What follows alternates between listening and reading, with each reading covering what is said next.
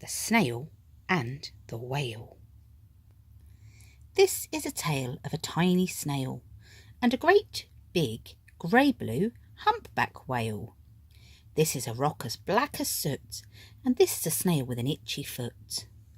The sea snail slithered all over the rock and gazed at the sea and the ships in the dock. And as she gazed she sniffed and sighed, "The sea is deep and the world is wide.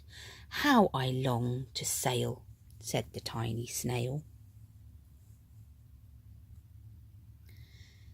These are the other snails in the flock, who all stuck tight to the smooth black rock, and said to the snail with the itchy foot, "Be quiet, don't wriggle still, stay put."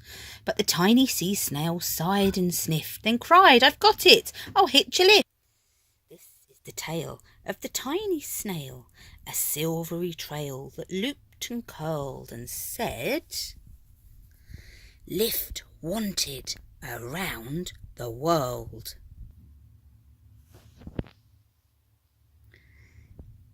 This is the whale who came one night when the tide was high and the stars were bright, a humpback whale immensely long, who sang to the snail a wonderful song of shimmering ice and coral caves and shooting stars and enormous waves. And this is the tale of the humpback whale. He held it out of the starlit sea and said to the snail, "Come sail with me." This is the sea so wild and free that carried the whale and the snail on his tail to towering icebergs and far-off lands, with fiery mountains and golden sands. These are the waves that arched and crashed, that foamed and frolicked and sprayed and splashed the tiny snail on the tail of the whale. These are the caves beneath the waves, where stripy fish with feathery fins and sharks with hideous toothy grins swam round the whale and the snail on his tail. This is the sky so vast and high, sometimes sunny and blue and warm, sometimes filled with a thunderstorm, with zigzag lightning flashing and frightening the tiny snail on the tail of the whale. And she gazed at the sky, the sea, the land, the waves and the caves and the golden sand. She gazed and gazed, amazed by it all, and she said to the whale, "I feel so small." But then came the day the whale lost his way. These are the speedboats running a race, zigging and zooming all over the place, upsetting the whale with their ear-splitting roar, making him swim too close to the shore.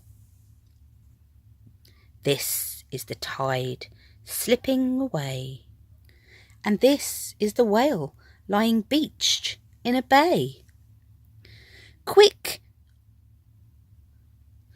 Off the sand, back to sea!" cried the snail. "I can't move on land, I am too big," moaned the whale. The snail felt helpless and terribly small. Then, "I've got it!" she cried, and started to crawl. "I must not fail," said the tiny snail. This is the bell on the school in the bay, ringing the children in from their play. This is the teacher holding her chalk, telling the class, "Sit straight, don't talk." This is the board as black as soot. And this is the snail with the itchy foot. A snail, a snail. The teacher turns pale. "Look," say the children, "it's leaving a trail." This is the trail of the tiny snail, a silvery trail saying, "Save the whale!" These are the children running from school, fetching the fireman, digging a pool. Squirting and spraying to keep the whale cool. This is the tide coming into the bay, and these are the villagers shouting hooray as the whale and the snail travel safely away. Back to the dock and the flock. On the rock, who said, "How time's flown, and haven't you grown?"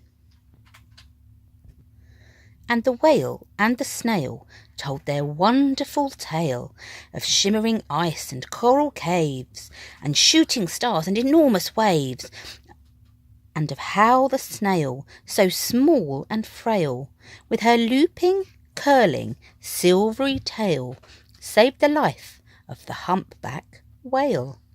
Then the humpback whale held out his tail, and on crawled snail after snail after snail.